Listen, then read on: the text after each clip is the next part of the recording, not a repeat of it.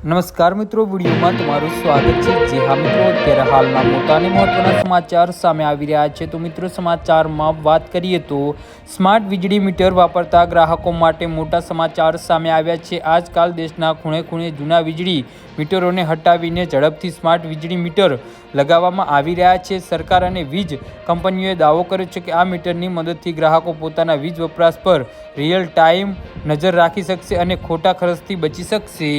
જી હા મિત્રો, ઘણીવાર લોકો સ્માર્ટ મીટર લગાવ્યા પછી તેને તેના હાલ પર છોડી દે છે। તેઓ તેના જરૂરી સેટિંગ અને ફીચર્સ પર કસ્ટમાઇઝ નથી કરતા, જેનું પરિણામ એ આવે છે કે તેમનું રિચાર્જ કૂપન કે બેલેન્સ ઘણા ધારણા પર વધુ ઝડપથી ખતમ થવા લાગે છે। ત્યારબાદ શરૂ થાય છે કે વીજ વિભાગને દોષ આપવાનો સિલસિલો છે।